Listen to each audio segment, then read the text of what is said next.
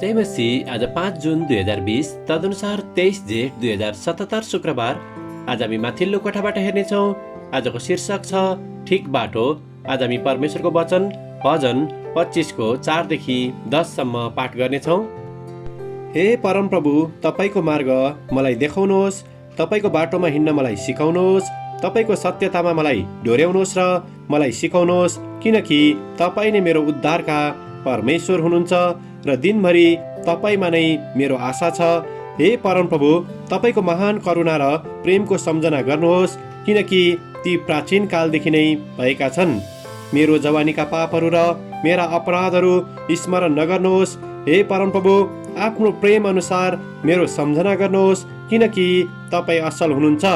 परम प्रभु भला र सच्चा हुनुहुन्छ, यसै कारण उहाँले पापीहरूलाई आफ्नो बाटो सिकाउनुहुन्छ। उहाँले नम्रहरूलाई साँचो मार्गमा डोर्याउनुहुन्छ र तिनीहरूलाई आफ्नो मार्ग सिकाउनुहुन्छ।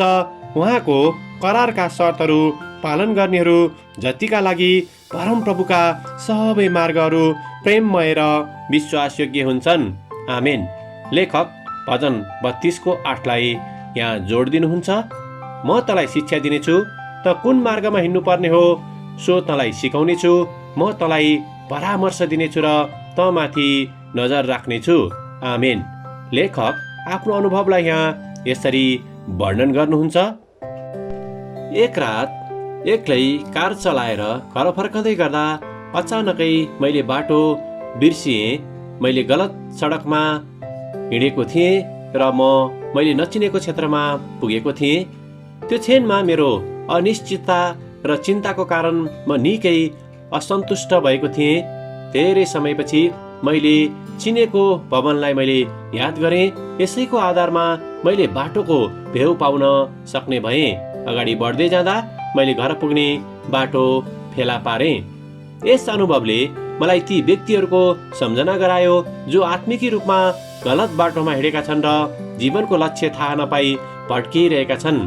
हामी मध्ये धेरैले गलत बाटो हिँड्यौँ, तर ती बाटोहरूले आनन्दमय गन्तव्यमा हामीलाई पुर्याएनन्, किनकि ती बाटोहरू परमेश्वरबाट टाढा थिए।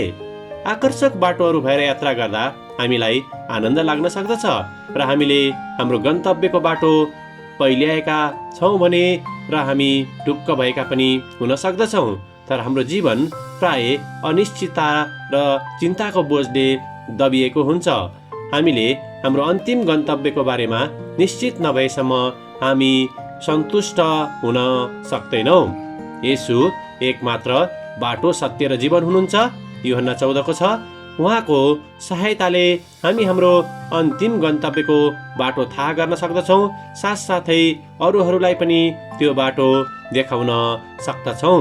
आमेन।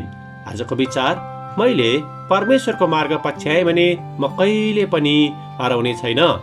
प्रार्थना। हामी सबैका रक्षक, हामीले धेरै पटक बाटो बिराएका छौँ।